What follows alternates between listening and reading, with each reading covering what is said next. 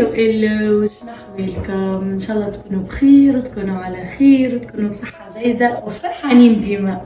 كيف؟ اش راكم فيه؟ صافا لاباس؟ بيان، ان شاء الله راكم بخير وجيناكم فيديوهات جديدة، كونسيبت جديد وبلاد جديدة اونكور. لازمكم تعملوا لنا فولو، متنساوش تعملوا سبسكرايب على القناة، تعملوا لي كومنتير وتدعمونا ببارتاج وتحطوا اسئلتكم اللوطة باش احنا نجاوبوكم عليهم في دي فيديو اخرين. اكيد بيان سور. بون ما نطولوش عليكم، حنا باش نبداو معاكم دي فيديو جدد باش نحكي لكم كيفاش خممنا نجو لكندا، علاه جينا لكندا من غير البلدان الاخرين كامل، وحوايج اخرين راك تعرفوا في الفيديو الجاي ان شاء الله. اللي يعرفني من قبل يعرف اللي تركيا اسطنبول هما العشق، يكفي عرفت فيهم أسامة جبت فيهم أكسيل. ميرسي. اما ساعات في فترة معينة من حياتنا تتطلب منا انه احنا نعملوا خطوة جديدة غير اللي كنا نمشوا فيها. ساعات فما خطط في حياتك لازم تبدلهم. وصلنا لمرحلة معينة في وضعية البلاد ووضعيتنا احنا جديدة اتطلبت منا باش نعملوا خطة، واللي هي خممنا ان نجو لكندا ونحققوا حلم أسامة. بيان سور. حلمي انا بيان سور، هذاك التفكير فيه. خلينا كل شيء ورانا. في أقل من شهر كانت القرار لو النقلة وكل شيء معناها خلينا كل شيء في اسطنبول ومشينا لتونس. توكلنا على ربي بعد ما عملنا بحث طويل، قررنا من وقتها باش نعمل لكم فيديوهات يوتيوب إذا كان وصلنا لكندا بدينا نمشوا في حياتنا جديدة. تعرفوش علاش؟ على خاطر يوتيوب عاودنا برشا وعطانا ديزانفورماسيون كنا مستحقينها وسهل علينا برشا طريق. كي وصلنا لكندا برشا هكا حاجات تحسهم دي شيفر تحلوا. علاش؟ على خاطر كانوا موجودين في مخاخنا من لي زانفورماسيون خدناهم من لي فيديو. روحنا لتونس، صيفنا في رمضان، ارتحنا، درسنا الوضع وبدينا نخمو في حكاية الفيزا. الفيديو متاعنا اليوم باش يقول لكم تفاصيل الفيزا. وسام عندك مشكل تحكي كلمة لنا؟ من بعد ما روحنا لتونس وكملنا رمضان وكملنا الخدم المحلولة اللي كانت عنا، قررنا باش نبداو في مرحلة الفيزا. على فكرة مرحلة الفيزا خليني نقول لكم طلبت منا تقريبا سنتين عامين كاملين بحث، ونحب نحكي لكم على احساسنا على خاطر اكيد فما برشا منكم قاعدين تحسوا فيه وعندكم نفس الخوف نفس القلق، نفس تشوفوا حاجة شبه مستحيلة، بلاد بعيدة تستحق برشا اوراق وبرشا ترتيبات وكل شيء ضمن القانون، فتحس انه انت من المستحيل انك تمشي الطريق هذه ولا توصل حتى تاخذ الفيزا. لكن نهار اللي قررنا وصلنا وخذيناها. المهم تعزموا. احنا خممنا باش نديروا الفيزا، دونك لازمنا حد اون بيرسون لازم تكون فريمون الطوب تاع الطوب كما نقولوا في الجزائر، يعرف لها مليح وفاهم الحكايه تري بيان، باش يعرف كيفاش ينصحنا ويقولنا ديروا الطريق هذا ما ديروش الطريق هذا، تعرفوا لي بابي الصحاح واش هما، لي روليفي بانكير، راح نحكوه لكم كامل واش كاين فيه. اما نحب ننصحكم حاجه، توا كندا ولات ترعت، الناس الكل تحب تمشي كندا وان شاء الله اي حد ناوي ربي ييسر له ربي يسهل له ويوصلوا على خير. لكن ردوا بالكم من التحيل، ردوا بالكم من لي زارناك، على خاطر وليت الخدمه تدخل برشا فلوس. بيروات الهجرة، المكاتب اللي تقولك نعمل لك الفيزا ونضمن لك الفيزا ونجيب لك الفيزا، هذا كلام ما فماش. انت تعمل اوراق يطلبوها سيتوياسيون تاعك، الوضعية نتاعك تتطلب ملف معين تعمله، فما شخص يمكن يعاونك ويسهل لك الطريق باش تعمل ملف متكامل، ولكن ما فماش حتى حد يجيب لك الفيزا. احنا نحكيو على الفيزا السياحية، الفيزا توريستيك اللي تبع حكاية كندا والقوانين تاع كندا اللي خرجوا ريسامون. كاين قانون مدوا فيه انه اي شخص عنده فيزا سياحية يتحصل على عقد عمل داخل كندا يقدر يكمل يعيش فيها ويعمل لي بابي تاعو. كي نجيو فيزا توريستيك نجيو كأننا سائحين باش يكون فما وضعية معينة للأوراق، وكيما قلت لكم راهو كل ملف باش يتطلب أوراق حسب الشخص. حتى نشوفوا في الجروبات ولا المشاكل تجينا على انستغرام، اختي طلبوا عليها سينسيس هذا للتوانسه ما عرفش شنو لا الكازنوس وانا ما عنديش، فاكيد مانيش باش ناخذ الفيزا. لا احنا صابينا ما غير سينسيس. ما نعرفش انا لازمني فلوس كذا في الكونت نتاعي، لكن عنا اصحاب نمشيو حطوا مبلغ كبير ما خدوش الفيزا على خاطر ما حطوا المبلغ رقدوه وبعد مشيو صبوا الفيزا. فاحنا باش نحكي لكم التفاصيل، وبربي بربي بربي يا جماعه لي كومونتير السلبيين رانا نحكيو على تجربتي انا واسامه واكسيل في وضعنا احنا بالامكانيات اللي عندنا احنا مع الشخص اللي قدم لنا احنا. بالمناسبه نقدموا له تحيه سالم نادر يعطيك الف صحه، هذه حاجه نقولوا له. كما في الانستغرام رانا نهبطوا عليه راهو اتس نوت لا جيفتد لا سبونسورد، رانا مالنا فيزا بفلوسنا كيما الناس الكل، لكن اللي لفت هكا لاي شخص مستحق انه عبد يعاونو راهو انسان ينصحك ما يستغلكش وكل شيء. فاحنا دورنا انه كي يكون عندنا شخص والا ادريس ثقه نعطيوها للناس باش تعاونهم زياده. بالنسبه لي بابير اللي درناهم بالضمن تاع الفيزا توريستيك اللي في الكاد تاعنا احنا اللي نحكوا عليه، ماناش نحكوا اون جينيرال باش نكونوا متفاهمين. خاطر كاين ناس من بعد يجي يقول لك انا درت هكذا ودرت هكذا ما نعرفوش. احنا نحكوا على السيتوياسيون تاعنا، الكاد تاعنا كيفاش تخدم ومع السيد اللي يخدم لنا. نبداو الحوايج المهمين اللي هما لازم يكونوا عندك اتيستاسيون دو ترافاي، لي رولوفي بانكير تاع لي 4 ديرني موا، لي فيش دو باي تاع لي 4 ديرني موا، والتيتر دو كونجي تاعك اللي تهزو من الخدمه، لي باسبور. واذا عندك دي بروف اخرين اللي مثلا تملك طوموبيل، تملك دار، اي حاجه تبروفي بلي راهي ملكك تقدر ديرها معك في الدوسي. هذه كلها ترونفورسي تري تري بيان. وكاينه حاجه واحده اخرى اللي هي اذا كانت كاينه عندك تكون خير وخير، اذا ما كانش ما كانش، يا دير ريزيرفاسيون دوتيل والا انفيتاسيون تساعد مليح ثاني. فما حاجه لازمنا نفسرها اسامه اللي هو الكونت بانكير، مش كيما باش تمشي تعمل هجره والا تسكن البرا ولا تقرا، سامحوني، هجره ولا تقرا البرا. الكونت بانكير ما لازمش تحط فيه فلوس وتخليهم، لازم تعمل موفمون، لازم فما حركه اخر 4 شهور فلوس داخله فلوس خارجه، خلصت ما عرفتش شنو، عرفت شنو، جبت شنو، هذايا اللي لازم يحس الكونت حي، ماكش عامله حساب بنكي فقط باش يمشي للفيزا، لا هذه حاجه مهمه جدا. ولو باش تعملوا مش بدعوه، مش انفيتاسيون، باش تعملوا الفيزا على طريق ريزيرفاسيون دوتيل، ماذا بيكم تحضروا برنامج سياحي صغير، ما تحطوش في الفيزا لكن تهزوه معاكم وانتم مسافرين، باش حتى تو ان شاء الله نعملكم فيديو اخر على المطار وكل شيء، توريهم البرنامج السياحي اللي انا ماشي بلاصه فلانيه وفلانيه وفلانيه، خاطر كانه انت سائح وحدك مش معاك حد ساكن في البلاد. فهذا ديتاي صغير. فما حاجه جدا مهمه جدا جدا جدا نوصي عليها ونوصي ونتصور اي حد ساكن في كندا وسالتوه باش يوصيكم نفس التوصيه. في الفيزا لازمكم تحطوا قصه متناسقه، تركبوا حكايه متكامله، فهمتوني ولا؟ ما لازمش نحطوا رانا ما نعرفش قريت ترى شنو، خدمت ترى شنو. تنجم القرايه والخدمه مش كيف ما مسترسلين، اعوامك مسترسله، حياتك مسترسله كامله.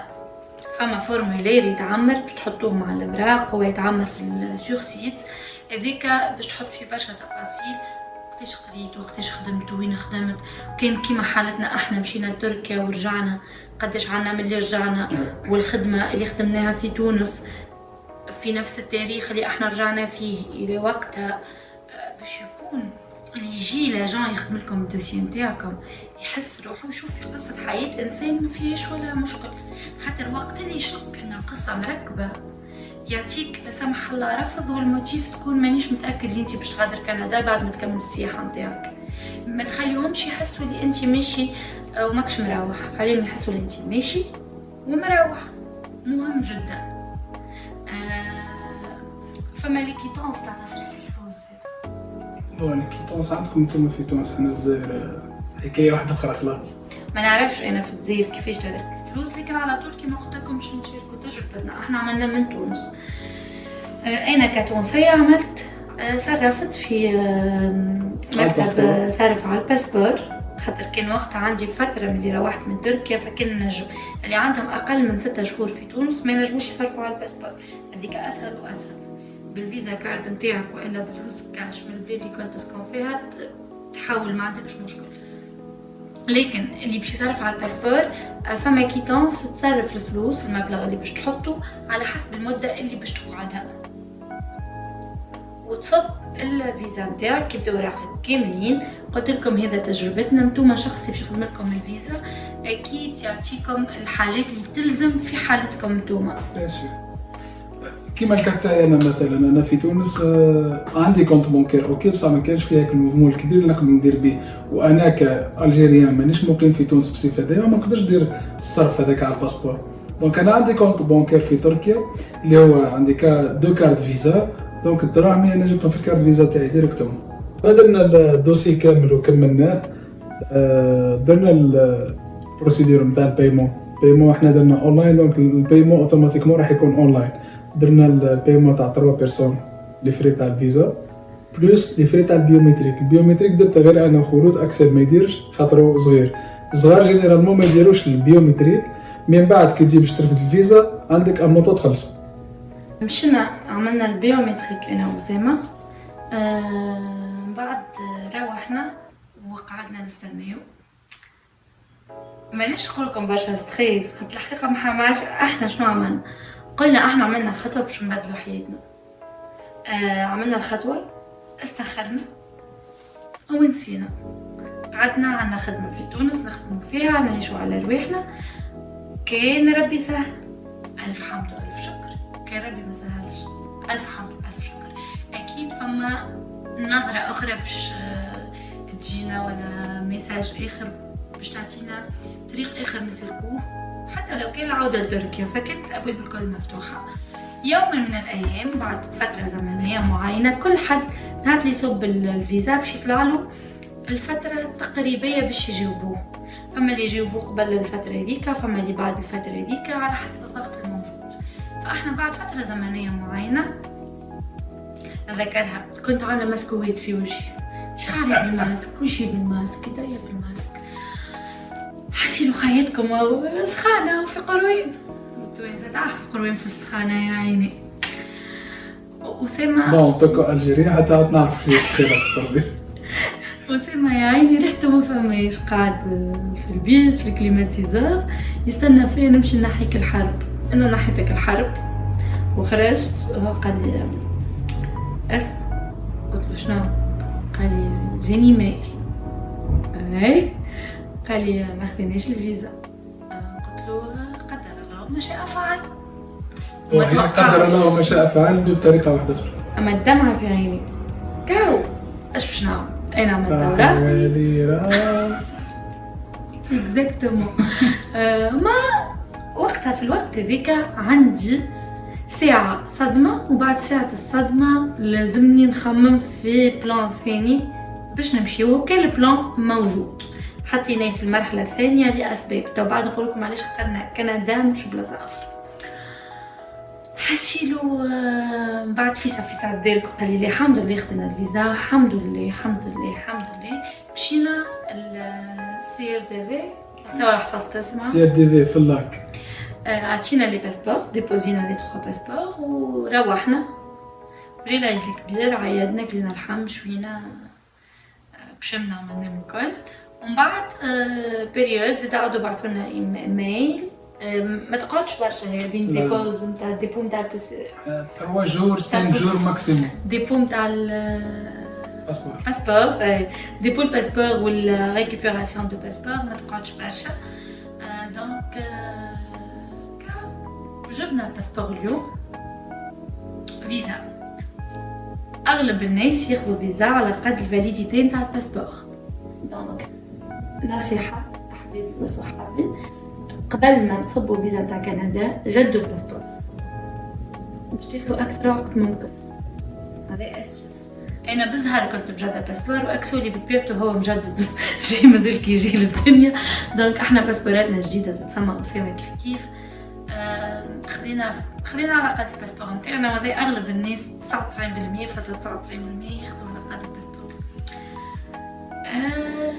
خذينا الباسبور الحمد لله، الف حمد والف شكر. ان شاء الله كلكم تفرحوا بنفس الفرحه. تذكروا نهبط لكم في الانستغرام في دي فيديو انا واسامه وحتى موسيقى على الكلام، خاطر محلفني ما نقول لحد اقضوا حوائجكم بالكتمان حتى نوصلوا هنا، حتى نحكوا معكم هنا باش اول حاجه ما نعطيوش دي فوز اسبوار للناس. ثاني حاجه باش امورنا تمشي، وباش لا سمح الله حتى في تعطيل ولا حاجه يكفي انه احنا نحسوا بالقلق وحدنا مش معاكم. نحبكم ديما تشوفوا كانت الطاقه الايجابيه. كاين كيسيون جاتنا في الانستغرام، علاش خضرتوا كندا وما اخترتوش بلاصه واحده اخرى ولا رحتوا لبلاصه واحده اخرى؟ بون حنا درنا كندا كبلان A، دول الخليج بلان B، ودوله في اوروبا بلان C. انا واحد من الناس كان ماذا بيا كندا والحمد لله نجت كندا. الاختلاف وين ولا علاش اخترنا كندا من غير البلدان الاخرين؟ هذا اعتقد لكم قولوا انا خطير. تعرفوا علاش قلبت عليكم خلود؟ خاطر راسي صحيح، كنت نحب نمشي للخليج وتم راسي صحيح. قعدت برشا حطينا لي بلان وقعدت برشا نعمل في سيرش، ما يغلبني كامل السيرش زي ما وقتها باش نقول لكم الفرق بين دول الخليج وبين كندا.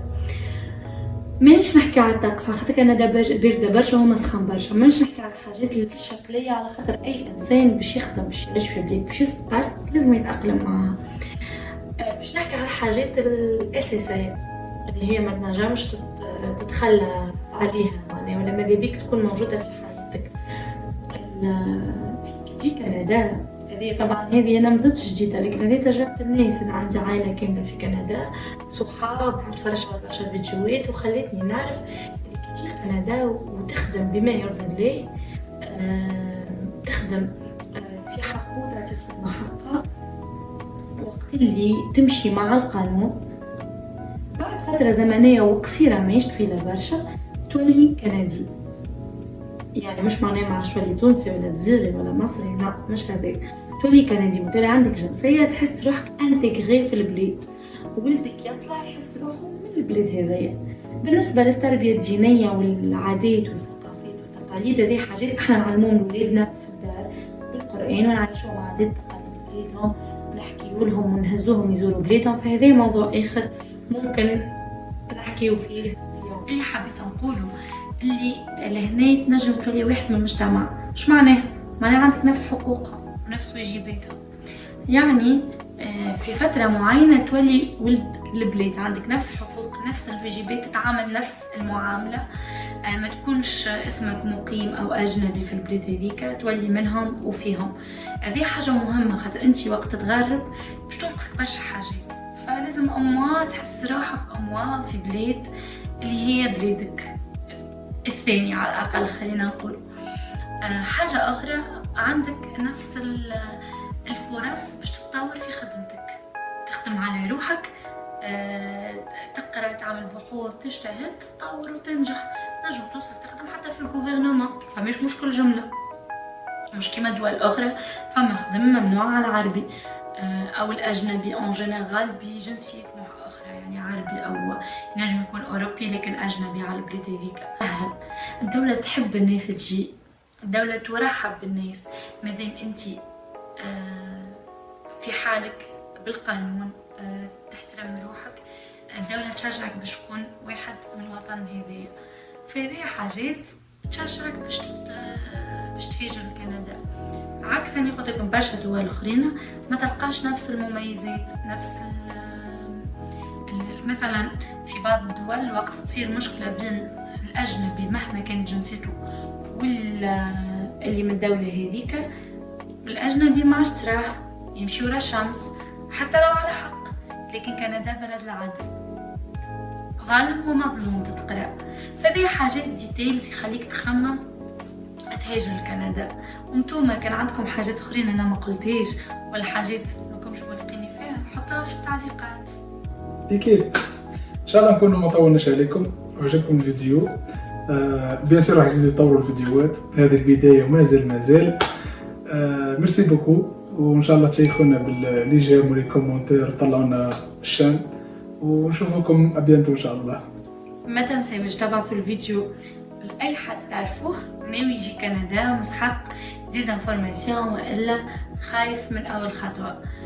وما تنساوش تتابعونا على انستغرام، وكان عندكم اي اسئله تحبوا عليها حطوها لنا في البوكسز ولا في الكومنتس واحنا نجاوبكم عليهم.